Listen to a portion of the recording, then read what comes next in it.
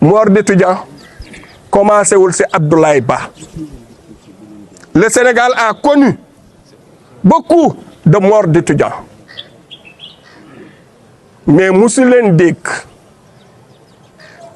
ñu cité ci agent COUD. Notre mission a toujours été d'accompagner, notre mission a toujours été d'être aux côtés des étudiants, de les assister. moo tax war nañu sant au-delà de l'État du Sénégal les parents war nañu sant parce que affrontement yu am ci biir campus yi si les agents du COUD n'étaient pas mobilisés duñu yem ci benn mort, nous aurons des morts dans ce campus-là. Yéen agent COUD yi affrontement su amee sous le coup de lacrymogène, sous le coup de balles, vous restez debout pour accompagner nekk ci wetu étudiants yi ñu leen di door lacrymogène bal yi di tëb ngeen di xuus di dugg ci pavillon yi di fay te ci leen seen bopp yi nekk au sauver pour assurer le service public.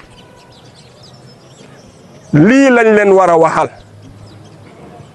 lii lañ leen xamal mënuñu leen au-delà de tout ce travail-là que vous faites au nom du service public, ñu yeewu ñu ne après les événements du 9 février dañuy def enquête ñu ànd ci parce qu'il faut que la vérité sur la mort de l'étudiant Abdoulaye Ba soit connue, établie. dañ see ànd de ñun agent COUD yi en tant que parents, parce que nous sommes les premiers parents des étudiants, nous avons le devoir xam étudiant bi lan moo ko rey. Le 9 février ñun ñëpp agent COUD bu fi nekk am nga lu la métti suñu xoolee image yi am nañ lu ñu métti parce que ñii suñuy doom lañu, suñuy jarbaat lañu, ñuy vivre les événements sénégalais yi di ko vivre. moo tax mbir mi yàlla dafa def avec la démocratisation des médias ou de la digitalisation nga xam ne ku nekk yaa ngi yor sa portable, tout le monde, les Sénégalais ont suivi en direct les événements du 9 février. dama ne suñu jëlee les vidéos, les Sénégalais ont eu le cœur brisé si lu ñu gis dans le maintien de l'ordre dans nos campus. Ça a montré son vrai visage. Nekkatul maintien de l'ordre, c'est au-delà du maintien de l'ordre. dund nañ ko, gis nañ ko. dama leen di laaj sénégalais yi, est-ce que gis ngeen jour boobu agent COUD yi di kàjji des motos des étudiants? wax leen déedéet. gis ngeen ko? dama leen di laaj, est-ce que gis ngeen ko ci vidéo yi? am ñoo xam ne bés boobu dugg nañ ci campus bi ñëpp di leen di gis, personne n'a compris ñuy kàjji ay moto. non non. gis nañ ko. da ngeen di mun a. dama ne est-ce que jour boobu yéen agent COUD yi, yéen sénégalais yi, gis ngeen agent COUD jël lance lacrymogène di ko jàllale ci ay fenêtre wala ci ay buntu di dóor ci kaw étudiants yi? damay laaj sénégalais yi, loolu amul. est-ce que bés boobu gis ngeen agent COUD di mbéj étudiant di taxaw ci kawam? donc su nekkee loolu yëpp sénégalais yi ñoo ngi jàkkaarloo di gis ne bés boobu loolu yëpp amu ci. Les Sénégalais sont juges, ils ne sont pas juges et partis. suñ joxoon dossier bi le Sénégalais le plus petit koo xam ne 10 ans la am ñu jox ko vidéo yi ne ko les événements du 9 février lañ bëgg nga juger rapidement dina leen wax ñan ñooy les responsables de ce qui s'est passé ici le 9 février qui ont conduit à la mort de l'étudiant Abdoulaye Ba.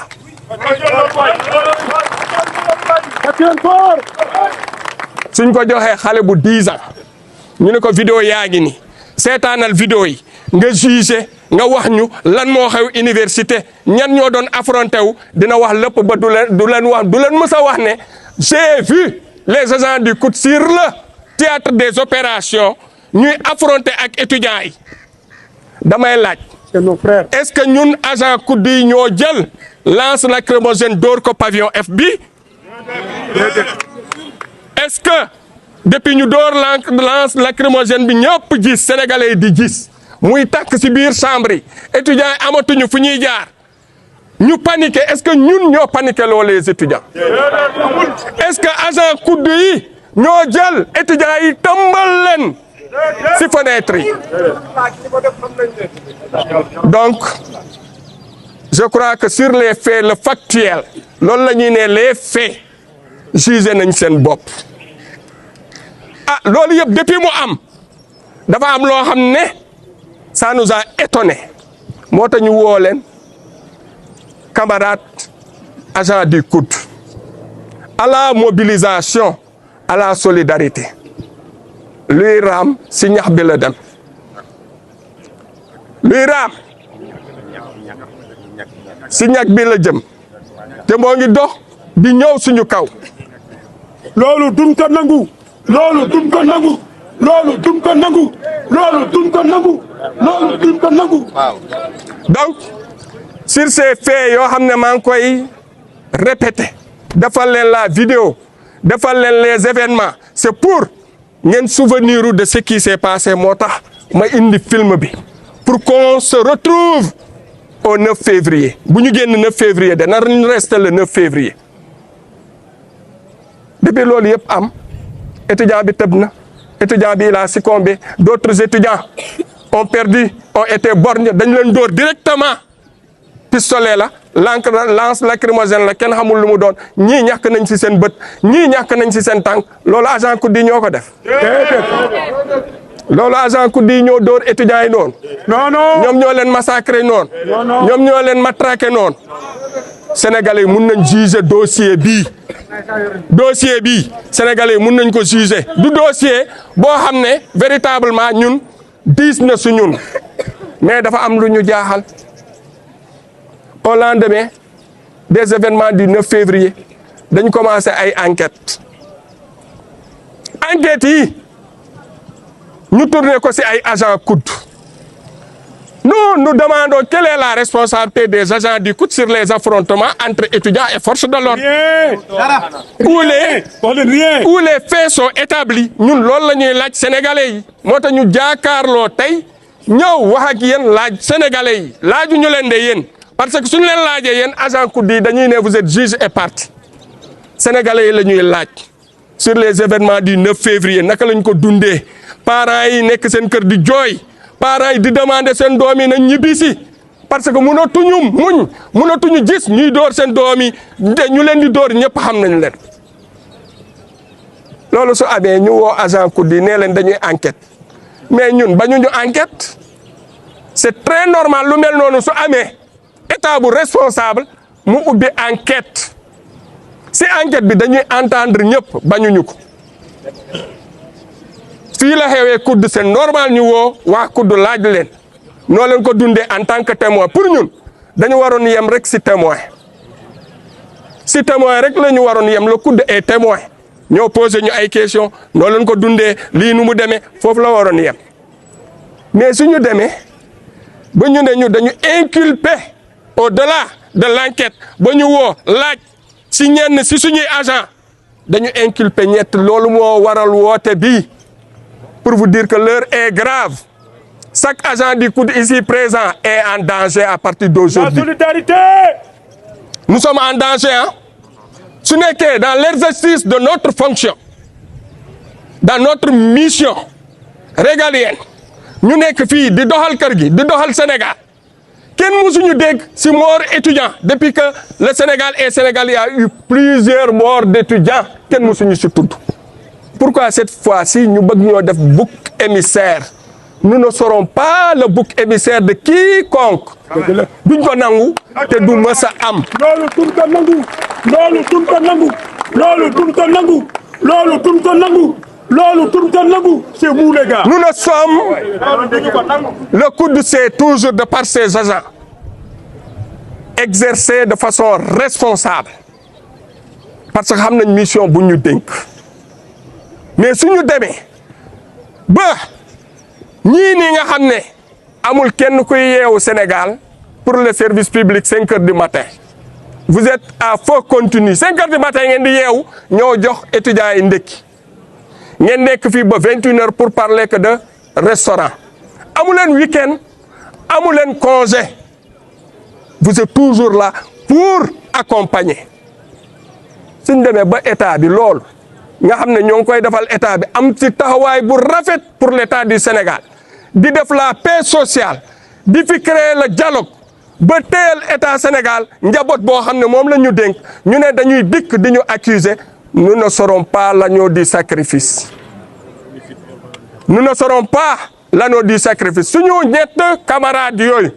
suñuy collègues dañ leen inculpé d'homicide involontaire de coups et blessures xam ngeen loolu laal et mise en danger de la vie d'autrui xam ngeen loolu laal mooy étudiant bu dee bi loxo agent COUD ñoom ñoo ko loolu duñ ko nangu. loolu duñ ñoo ko faat est-ce que dégg ngeen wax ji donc loolu ñu ne étudiant bu décédé bi waa COUD ñoo ko faat loolu la maintenant loolu depuis mu am est-ce que ñun dañu war a toog yéen agents yi duñ leen informer est-ce qu'on doit tenir ça sous silence est-ce qu'on doit tenir ça dans les bureaux ça vous concerne affaire bi nekkatul les 3 agents yi ñu inculpé de ku nekk war nga si xool sa bopp ku si nekk mun nga ne demain ce sera moi tout le monde est en danger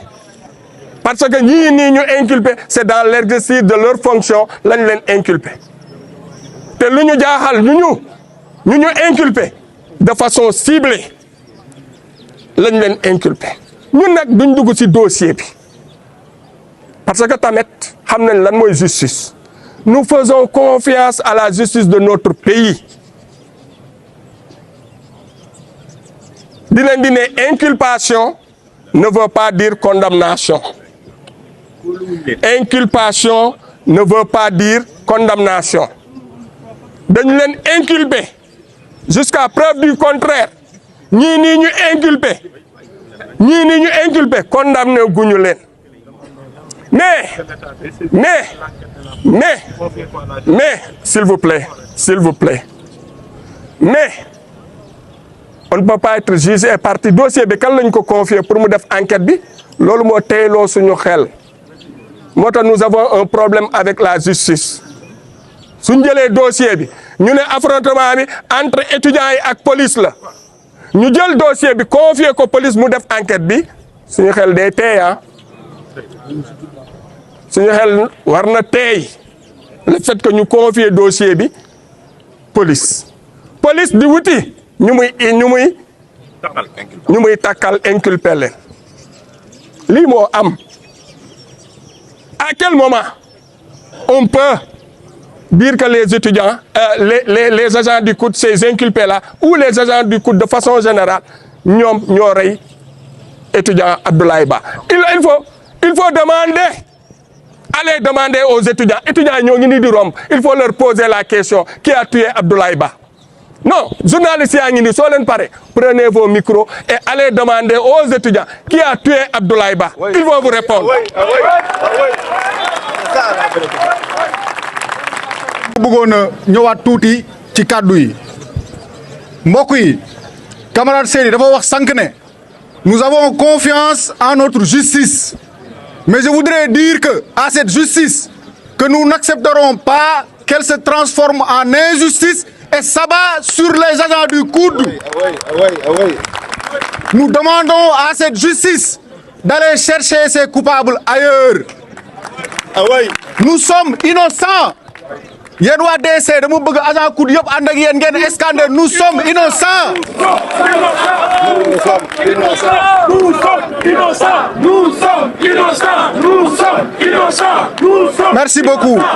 Merci beaucoup. Nous demandons également à cette justice nous demandons également à cette justice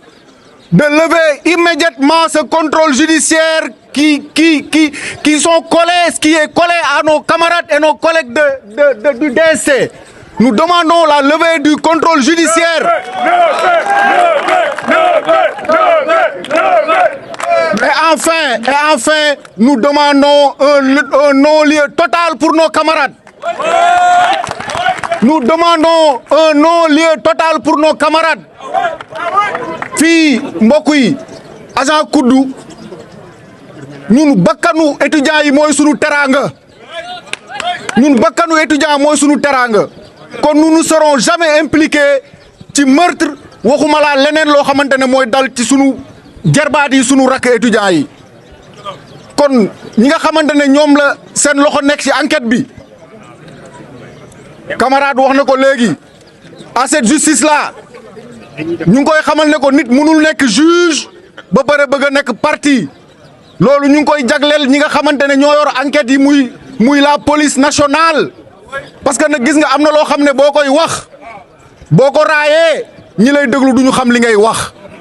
ñoom mënuñoo def intervention ba pare bëgg a yor enquête bi nous demandons ñu dessaisir leen de cette enquête jox ko gendarmerie ñu ñëw ñu leeral li nga xamante ne moo fi am. lii nag lu bees la loo xam ne dafa dal ci agent Koudou yaakaar naa ne ba Koudou nekkee Koudou ba léegi ñu ngi door a dégg étudiant bu ñàkk bakkanam ñu ciy taxal agent Koudou loolu nag dafa interpeller sunu taxawaay ñun agent Koudou yi ndax xanaa ñun dañoo yab léegi wala dañoo ragaloon ñi fi nekkoon bu njëkk wala ñun agent Koudou yi léegi dañoo ñàkk fayda. ñàkkuñu fayda kay. donc nous disons non. kenn duñu taxal. Nous disons non. Camarades Daber, nous disons non. Ñun ñoo bañ loolu duñ ko nangu. Merci beaucoup. Merci beaucoup Demba. donc loolu laa bëggoon wax avant ñuy lire texte bi nga xam ne bind nañ ko en français lii ñuy def nii nag defaluñ ko ñi nga xamante ne ñoom la seen tur taqee wala ñi nga xam ne ñooñ la ñuy jéem a jiiñ ku ci nekk fi nga taxaw jàppal ne sa bopp nga koy defal parce que tey DST la suba mën na doon environnement gannaaw suba mu doon hébergement gannaaw waati suba mu nekk keneen beneen ak beneen département kon ku ci nekk na nga jàpp ne micro bi ñu yor yow yaa ko yor te li ñuy wax yow yaa ko moom te yow lañ koy waxal kon comme ni ko camarades yi waxee fii bu fi convocation amatee nañ leen jàpp ne tous les travailleurs dañuy dem section de recherche gunge sunu camarades yi.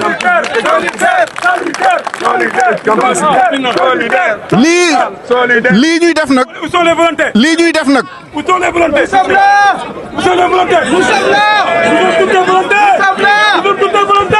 Merci beaucoup.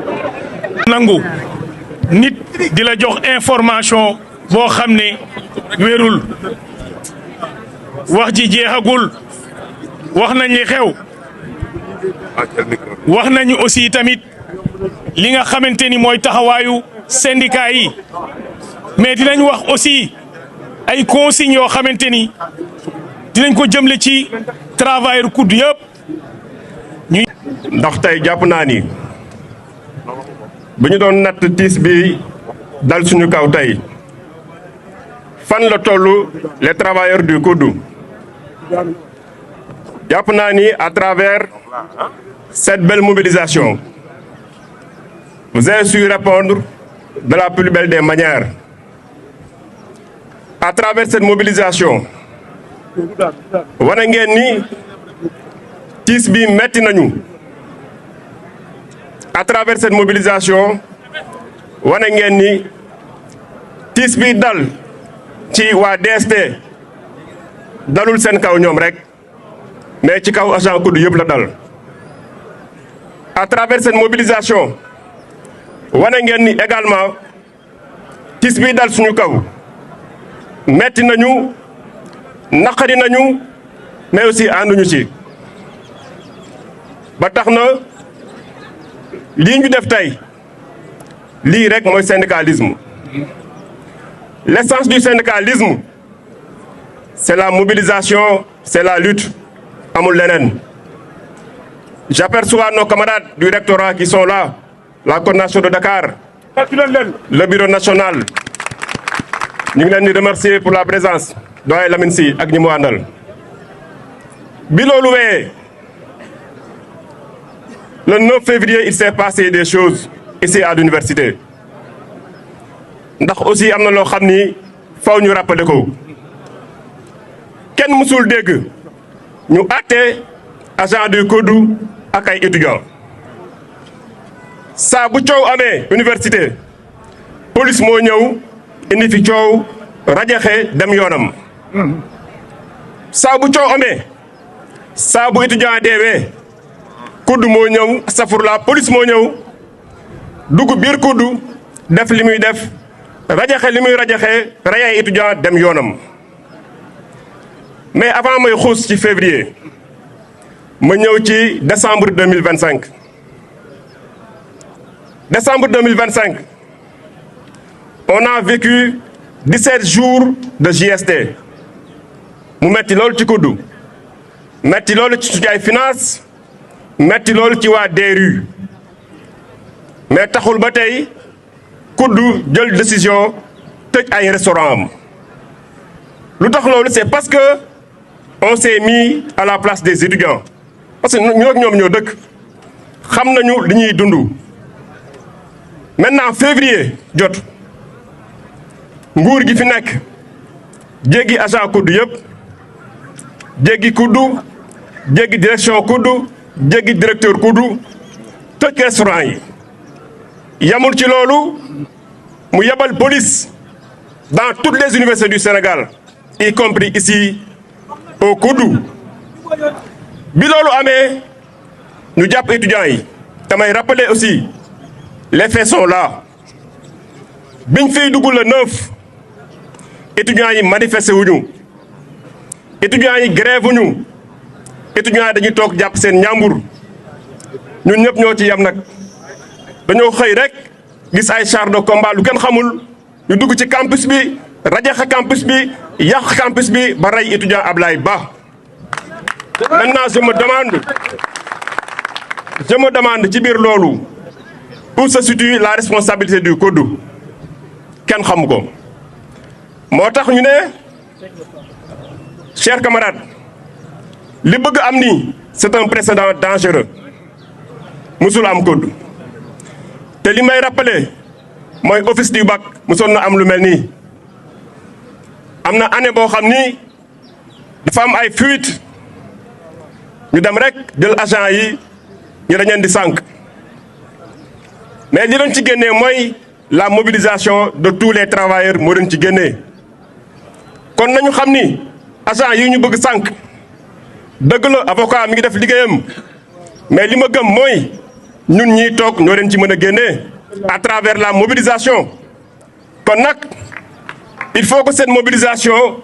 demeure ininterrompue jusqu'à la victoire finale parce qu'on va se battre. Université nag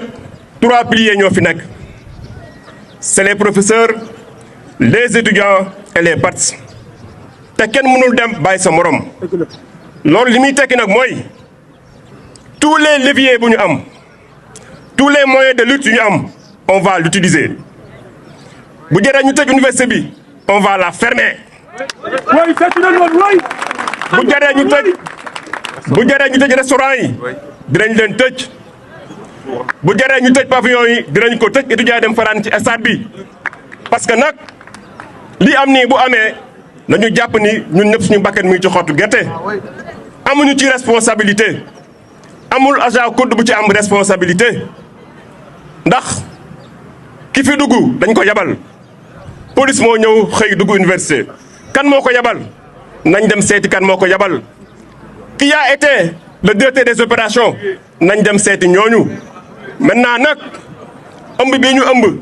bëgg ko teg suñu kaw ñun duñ ko yanu cette injustice flagrante ce dictat nous n'allons pas l'accepter nous n'accepterons pas donc chers camarades li may tënk ci mbir mi mooy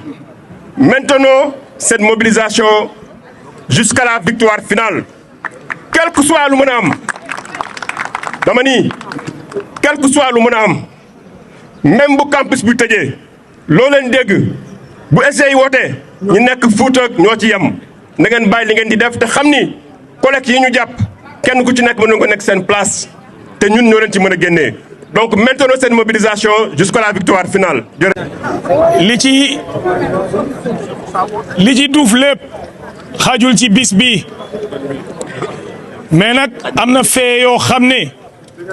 kenn mënee su ko romb te doo ko tudd nañ fi ñàkku bakkanu étudiant bi tudd nañ fi coono bi nga xam ne la sécurité du Koudou dund na ko bis boobu nous étions là nous sommes témoins des faits le chef de la sécurité du Koudou a été même brutalisé ici ce jour-là sous nos yeux te mi ngi taxaw te kenn du ko weddi ci biir mbooloo mi nañuy leeral ni budul woon tey service médical bu Koudou ak liggéey bu xarañ bi mu ci def kenn ngi ni jàkkaarloog man kon heure bi Seydi wax na ko ay vingtaine de morts la ñuy tudd keroog bi bâtiment bi di tàkk ku ne xam na safara timis na bâtiment baa ngi tàkk néeg yëpp a ngi jël safara ay agent wu Koudou laa gis ñuy jaabante ci salle de conférence yi ak salle télé yi di dajji extincteur yi di daw di ko fay police duggul fay ko sapeur bi muy ñëw lakk gi fay na te ay agent wu Koudou ko fay waa DST bii ñu jiñ tey ñoo fay lakk gi bi ñuy dugg di fay lakk bi bal yaa ngi tàkk di dal ci seeni téléphone ak ci seen yaram te loolu yëpp biñ koy def pour sauver moo taxoon ñu di ko def liñ ciy dolli Seydi wax na ay moto yu ñu yàq waaw mais ñun ñoo ëppale lu ñu yàqule sécurité Koudou képp ku fi ñëwoon liggéey si indi moto mbaa oto toj nañ ko les ambulanciers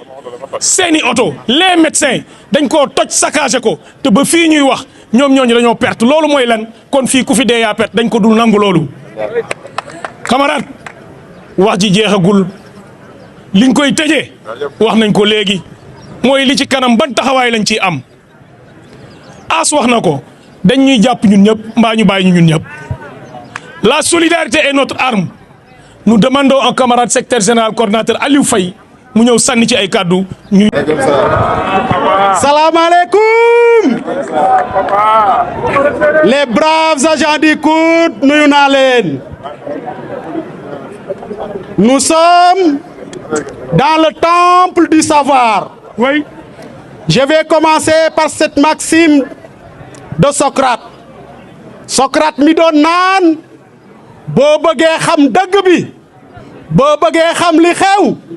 commencé ko ci njëlbéen bu problème amee. Pour voir clair dans les choses il faut les prendre par le commencement. ma ne xeex diggante étudiant ak policier nous avons le droit de nous demander kan moo indi policiers yi université qui a amené les forces de l'ordre à l'université. C'est cette question qu'on se pose et nous allons orienter les décideurs, ceux qui sont en charge de ce dossier, d'exploiter la piste de celui qui a envoyé les forces de l'ordre à l'université. Tant que réglé wuñu loolu gëmuñu ne la vérité, rien que la vérité se manifestera et nous voulons la manifestation de la vérité. Vérité, vérité, vérité, vérité, vérité, vérité, vérité. Nous sommes là parce que nous réclamons justice pour Abdoulaye Ba. Nous voulons justice pour Abdoulaye Ba. Mais nous ne voulons pas une justice de façade. Une justice de façade, loolu taxul Abdoulaye Ba ñu rendre ko justice. Ma ne que les vrais commanditaires, que les vrais fautifs soient appelés, entendus et inculpés. Ma ne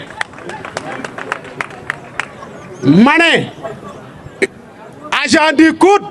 kenn mësu ko dégg ci mbir mi te ñun sax dañu jaaxle. Agent du Koudou day liggéey ba dee, agent du Koudou bu laajee ak yelleef kenn du ko faale. Pour rappel 2023 ma ne kuddu gi dañ koo taal ba mu nekk doom est-ce que ba tey wax nañ ñu kan moo ko taal est-ce que ba tey xam nañ ñan ñoo taal université est-ce que ba tey xam nañ BU amphithéâtre yi chapiteaux yi kan moo leen taal ma ne lu tax ñuy gaawantu ci enquête bi bëgg a jël suñu camarade fagagal leen duñu ko nangu duñ ko nangu ma ne li des nag mbéjum kanam boromam moo koy fajal boppam ma ne nous interpellons l'État du Sénégal ma ne ñun ci dëkk bi la ñu bokk dañuy laaj indemnité de logement ñu ne du nañ leen ko jox ñuy laaj indemnité de logement ñu ne duñ leen ko jox ñu nekk ci xeex bi pare guñu ñu dugal ñu loo xam ne dootuñu tal li ñuy laaj danañ ko laaj ba géej gi fer danañ ko laaj ba géej gi fer dañ koy laaj ba géej gi fer on ne peut pas kenn mënuñu intimider kenn mënuñu divertir nous allons vers l'essentiel mooy combat bi ñu nekkoon dinañ ci nekk parallèlement à la machine judiciaire qui est emballée en direction des agents du COUD nous allons emballer notre machine syndicale ku leen waxoon ne tey mobilisation bi dina toll nii da ngeen ko wax ne loolu mënta am ça n'a été décidé qu'hier soir et qui c'est le début du commencement ma ne fii ba ñuy am non-lieu total nous allons instaurer dans cette administration le port du brassard rouge obligatoire ñun ñëpp ku ci xaysati da ngay takk sa brassard rouge ba ñuy vider dossier bi loolu moo wane ne lii muy dox di jëm ci ñun d'accorduñ ci ànduñu ci te duñ ko cautionner camarade li ñuy waajal ci yéen yàgg na li ñu leen bëggaloon yàgg na amuñu fenn fuñ ko jaarale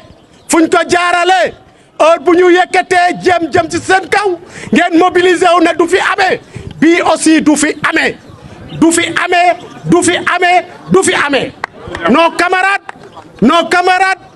nos camarades on est solidaires ñi wax nañ ko lu leen wax ko xuriyu bu ñu bëggee stabilité dans les universités nañu seeti beneen piste bu ñu bëggee dal dans les campus nañu seeti beneen piste on est compétent dans toutes les universités du monde dans toutes les universités du Sénégal ku laal Kotu di nga laal UGB di nga laal Sine Saloum di nga laal Thiès di nga laal Ziguinchor di nga laal Bambey ñun ñëpp ay leaders nationaux lañu yemuñu fii bu ñu bëggee paralyser dëkk bi nag nañ ku ñu faagaagal ku ñu jéem a faagaagal nous avons le droit de résister la résistance vive la résistance vive la résistance vive la résistance. ku taxaw xool ñu di nga ñu naw ci sunu pas-pas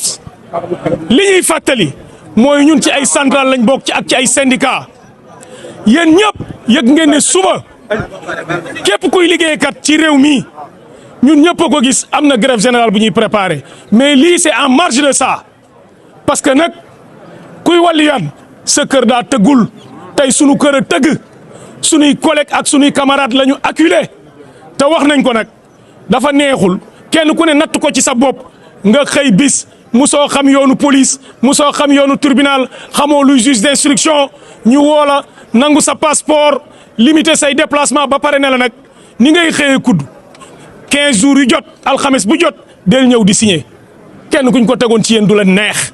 kon nag duñu nelaw sunu camarades yi ni ñuy fanaanoo ñoom ñoo ko xam ku ko nattul ci sa bopp mënoo xam métit bi et on ne laissera pas faire grève ñu nag décrété wuñu dañuy wane ni ñun ay liggéeykat lañu on a dit arrêt temporaire de travail d'1 heure de temps et aujourd'hui il faut le dire